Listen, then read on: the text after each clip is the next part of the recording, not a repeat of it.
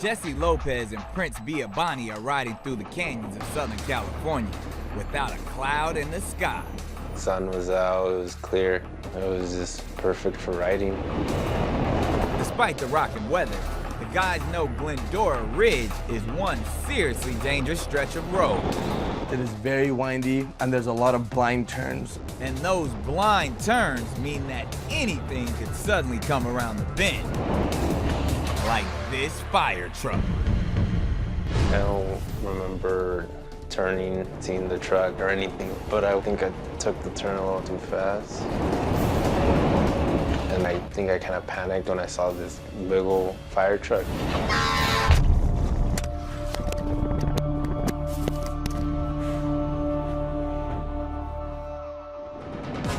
I was riding ahead of Jesse.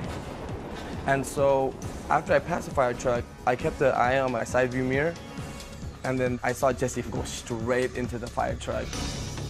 All I heard and smash. It was a disaster. When I arrived to him and saw him wheezing, relief, just to know that he was alive still. Oh, you like it? Don't move, just go. Passengers in the fire truck are okay and rush to help Jesse. Hey, get me a mile marker number, hurry. But the guys in orange aren't exactly firemen. Jesse actually hit a fire truck that was full of inmates. Inmates? Like the prison kind? What kind of fire department is this? They're like in that program where they go help the firefighters. They've been through years of training and they know what they're doing. Jesse, okay, ready for a inhaler? 1, 2, 3. Okay? What's wrong? My left leg hurts so much. He was in excruciating pain with bones sticking out of his body. Stay still, Jesse. I gotta cut your other sleeve off. His body was mangled. It looked as if a doll was thrown against the wall and arms and feet were everywhere. Keep that still. It was just gruesome.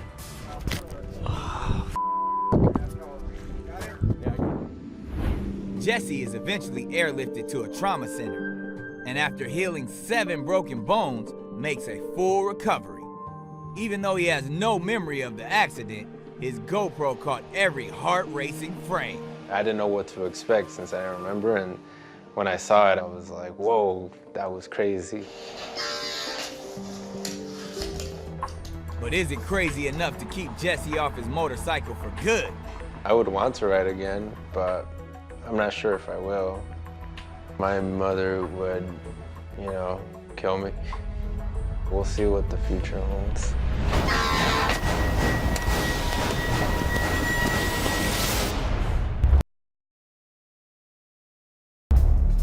Rush hour, Los Angeles. News choppers catch a scene straight out of Grand Theft Auto.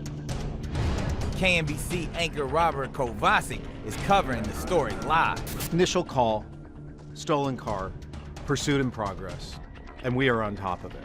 But we did not know what was going to happen next. No one did. Whoa! Oh, there we go. Oh! Whoa! Right there. Boom, boom, boom. Several collisions. We don't see that in pursuits.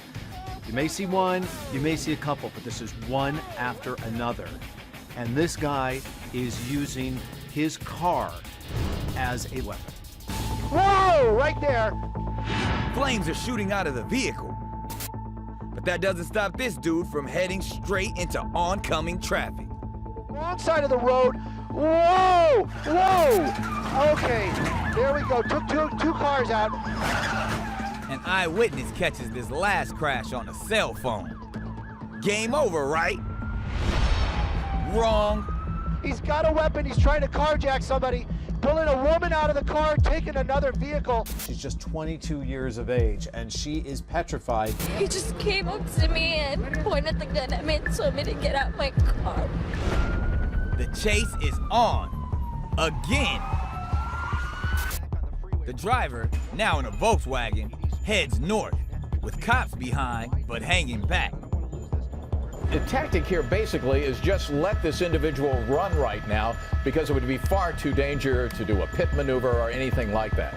As evening falls, The suspect hits what no driver can escape, LA traffic. He's got no place to go. So he's trying to wedge between cars on the Pomona freeway, and he gets stuck. 1, 2, 3, bumping into. He's trying to open. He's out of the car. He's taking a run. He's running for it. He hit a few cars. He's going to try and carjack another vehicle car. here. Another driver, an innocent driver, has no idea what's going on here. He's going car to car. They're now pursuing him on the freeway. As police here. close in, the man turns towards them holding a firearm. Cops say when he refuses to drop the weapon, they open fire. The suspect is wounded but survives. Turns out, he's a notorious gang member named Aaron Lorta. Aaron Lorta was a bad guy. Grand theft, felony, assault. He was on parole. Lorta pleads no contest to carjacking and fleeing a police officer while driving. This is the pursuit that now is going to set the standard for us. When the chase ends, someone's going to turn to somebody and say, yeah, but was it like Aaron Lorta? Move over, OJ, you got company. 21-year-old Russian Alexander Remnev is a roofer. And trust me, people, he's not installing shingles. Different people call it differently. Some say roofing, some say rooftopping, some say skywalking. Just so we're all on the same page, we're talking about people climbing to the top of an insanely tall skyscraper, like this one in Hong Kong. Then if that wasn't enough, they hang off the edge of the building and take some crazy photos. You feel you're above everyone. There is almost nothing below you. The first couple minutes, you're just so excited from the height. Few can climb so high. Very few do it. That's because it's totally nuts. And not for nothing, totally illegal. You are talking exclusive shots from exclusive vantage points that no one else has. It's a selfie world now, a selfie age. Especially selfies from up high. Those are very, how do I put it, they entertain the audience. Alex was 16 when he started climbing structures in and around Moscow. We don't need much training. It's all about wanting to do it. But Alex and his roofing posse wanted more. Climbing Moscow roofs has grown so stale, so commonplace for me. So now I'm traveling around the world and trying to climb roofs in other cities, in other countries. After roofing in Hong Kong, Shanghai, and Dubai, Alex says no structure in any country is off limits.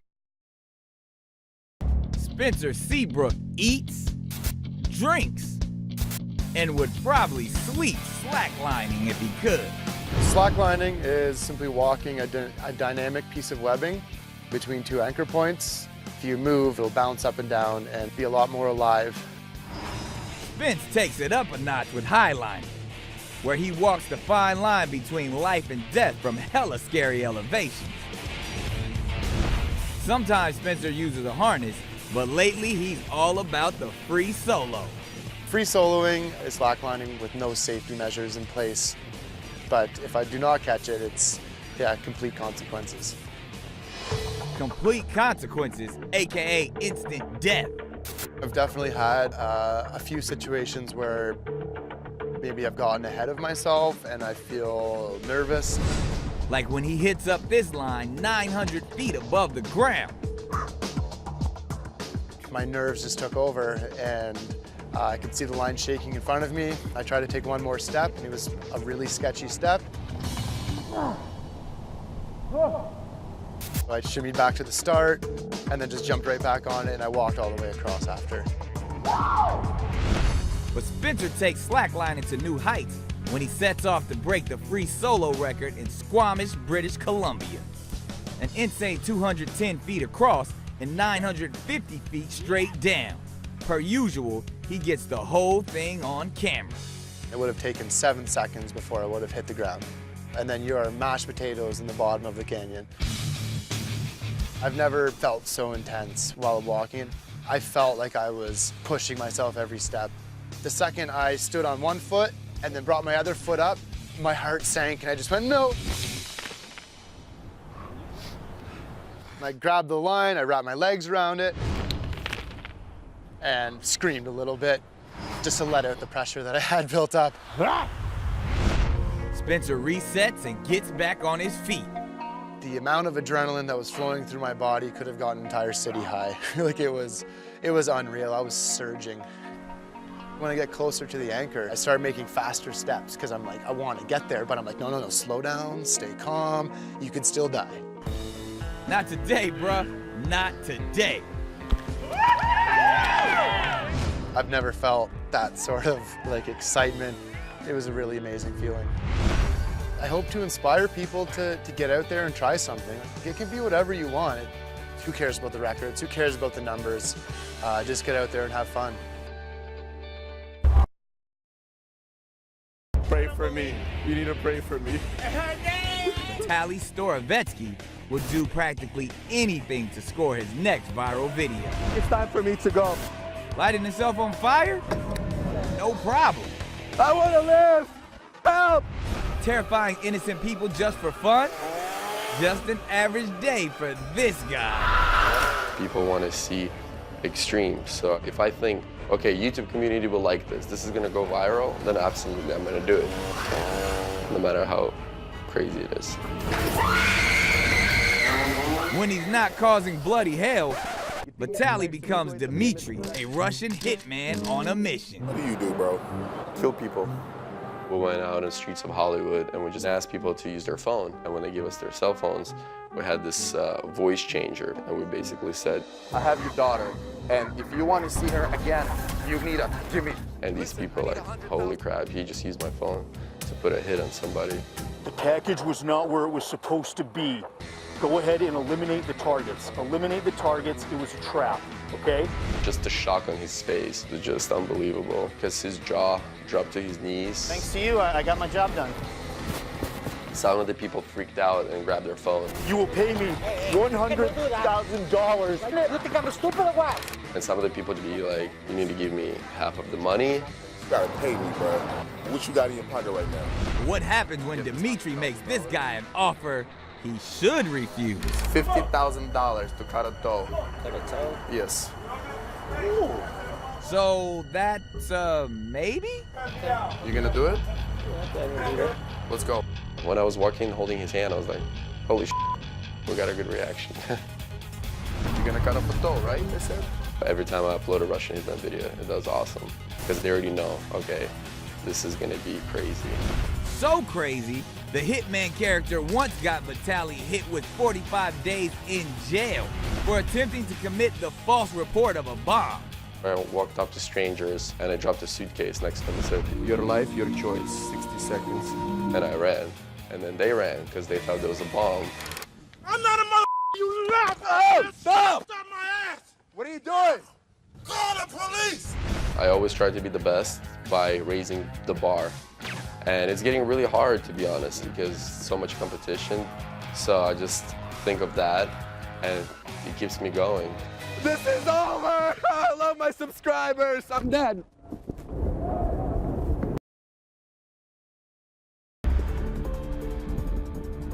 State police investigator John Vesio is headed to work in New York City when he stops at a gas station.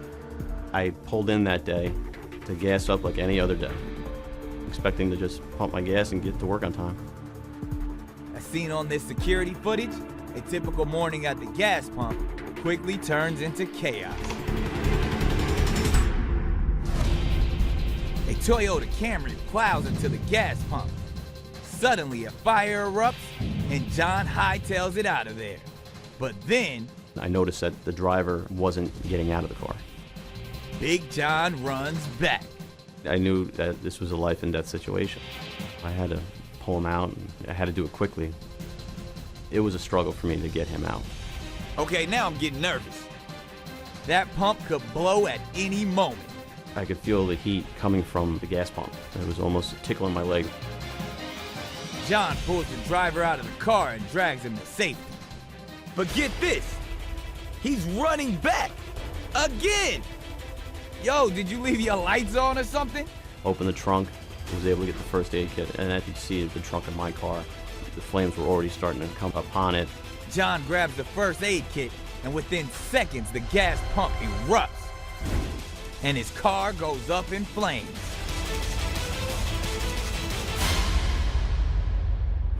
Firefighters arrive and put out the blaze, but the question on everyone's mind is, what's up with the driver of the Toyota Camry? According to police reports, the 69-year-old driver went into diabetic shock right before the crash. But thanks to John's grace under fire, he makes it. I think the only thing that was on my mind right there is that I was not going to let this guy die. Spoken like a true hero. But John knows the man in the Camry isn't the only one lucky to be alive. 1 inch to the left, 1 inch to the right, I could have had a completely different result. And maybe I wouldn't be here right now. And maybe that gentleman wouldn't be here either. It was just the right thing to do at that time.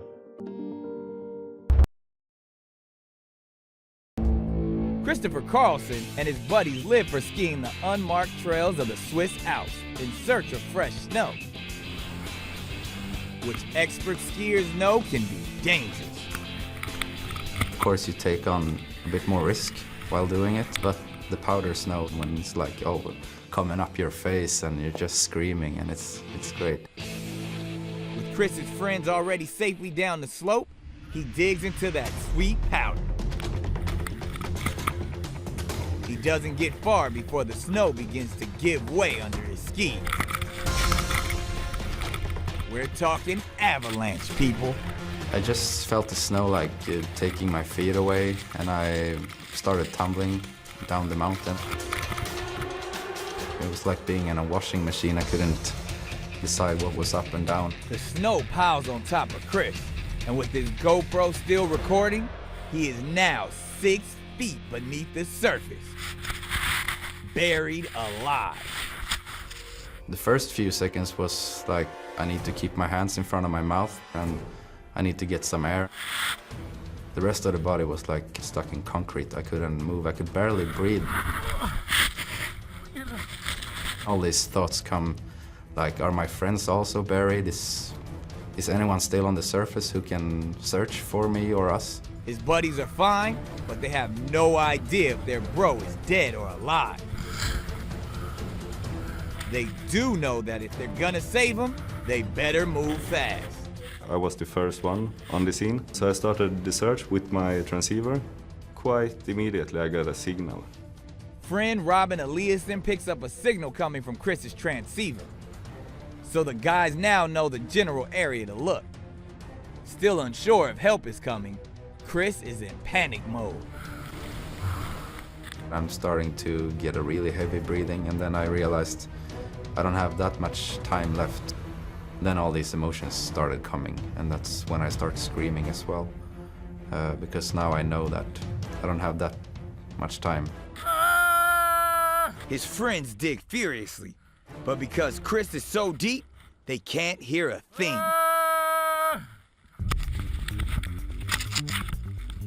After 5 agonizing minutes, my man finally sees the light of day. Oh yeah! It was a total relief. I've never felt that feeling before. When I got up, one of my first questions was, is it still filming? Sure is, player. And his GoPro keeps rolling for one sweet helicopter rescue. Nice ride, my dude. I wasn't injured at all. This is probably the weirdest situation that I'm ever gonna be in. Almost dying, then surviving.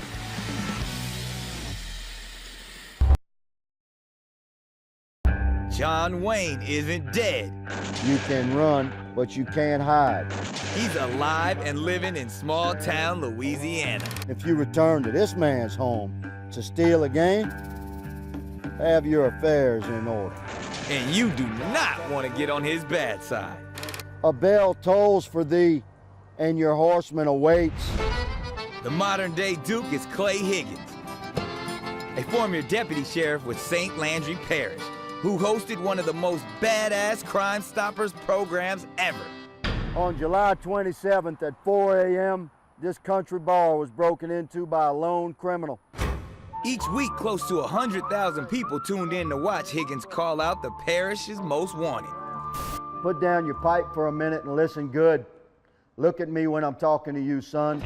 The Captain Higgins you see on TV, what you see is the real me. Higgins was a patrolman on the night shift when the sheriff tapped him to host the show in 2014. He terrified a young woman. Since then, his tough talk has taken a big-time bite out of crime. Most of those crimes over the past year have been solved, either by tips or by the wanted person just turning themselves in. One video in particular, in front of Stelly's Market and Restaurant, has made my man an internet star. If you're the man that committed this felony, look at me, son. I'm talking to you. The sheriff likes Stelly's Restaurant, and so do I. The food here is good, and the folks are friendly. The Stelly family is one that's known to be kind and generous. Would never deny a man a meal if he had no money. You understand? They're good folks. So when that robbery took place, it just hit a chord with it. It was just damn wrong. We're going to identify you, arrest you, and put you in a small cell. After that, I'm going to have a cheeseburger here with fries and a Coke and leave a nice tip for the waitress. Meanwhile, your next meal will be served through a small hole in a cell door. I was surprised that it got as popular as it did. And I didn't think it was that funny. You didn't, bro, but more than 5 million peeps online did, including Tonight Show host Jimmy Fallon. I have a question. Can that guy run for president? I want that guy to run for president. I love him. Higgins says detectives know who did the Stelly's job. They're just waiting on DNA results to prove it. Higgins, though, won't be around to make the bust. The sheriff's office found some of his call-outs on Crime Stoppers demeaning and disrespectful. I'm wondering if you used even one of your combined 8 or 10 brain cells to plan this heist. When asked to tone down the trash talk, Higgins refused and resigned. If I were to continue to wear the badge that I resigned from today and to work within the parameters that I've been commanded, I would tarnish that badge. I would violate the principles that it represents. So for this John Wayne of Cajun country, justice may have to wait. But not lunch. I pretty much have an endless supply of cheeseburgers waiting for me at Stelly's.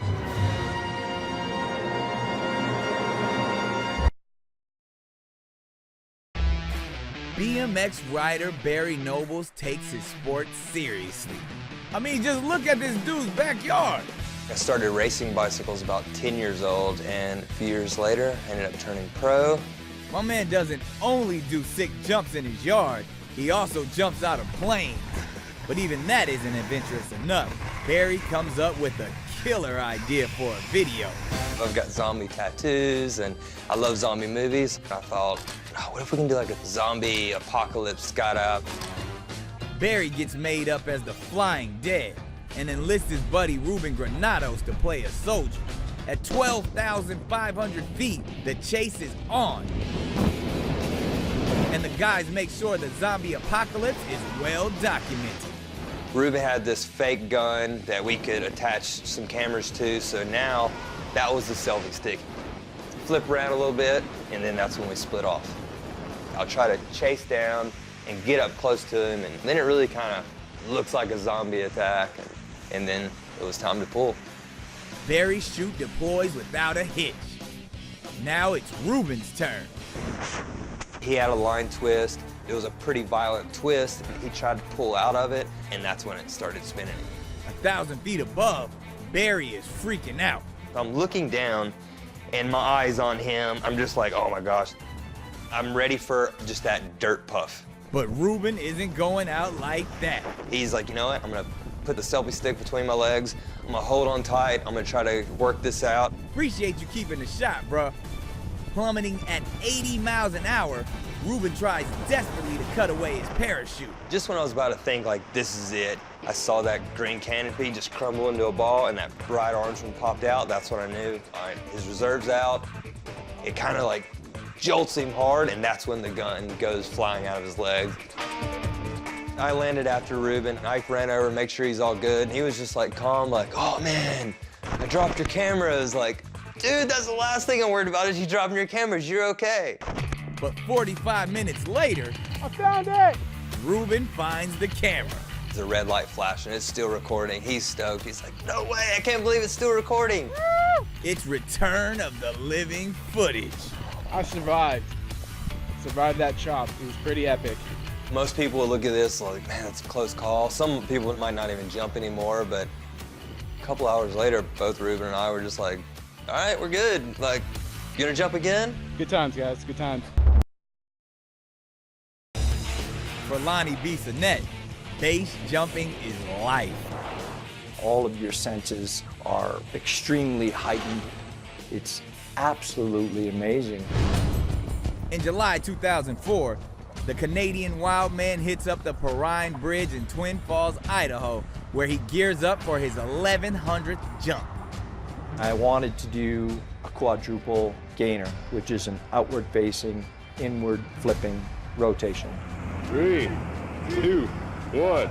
Lonnie leaps off the bridge, but something goes horribly wrong.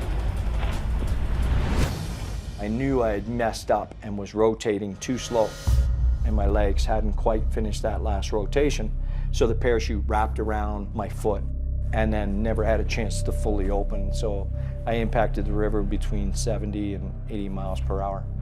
I couldn't move my arms, I couldn't move my legs. It was just pure disbelief that I just survived all of that, and now I was gonna drown literally inches from the surface. But seconds before Lonnie takes that last breath, members of his team pull him out of the water. I broke my neck in several places, broke my shoulder blade into 3 pieces, I broke some ribs, collapsed my lungs, compressed my spleen, and shattered my femur. Lonnie spends 5.5 months in the hospital recovering and rehabbing. There, his doctor delivers some bad news. She just looked at me and said, Lonnie, you're paralyzed. You'll never be able to jump again. And I immediately looked at her and said, I'm sorry, but you don't know who you're talking to. I will jump again. Lonnie makes good on his promise, jumping again within a year of the accident. But he's not done yet. Lonnie wants to face his demons by facing off against the Perrine Bridge, the spot that changed his life forever. And I said, I need to go back to that bridge and jump it again to show that the bridge didn't beat me. All right, let's do this. Exactly 10 years to the date of his accident, Lonnie is back on the bridge.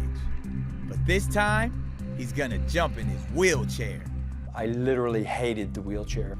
And the idea came to me that if I can figure out a way to include the chair in what I love, then maybe, just maybe, I won't hate the chair so much. With the crew of family and buds lending support, Lonnie rolls to the edge. 3, 2, 1. To go back there and jump that bridge again and literally flip it the bird and say, you didn't get me. It was just pure satisfaction. We only get one shot at life, and we're only here once. So why not make the most of it?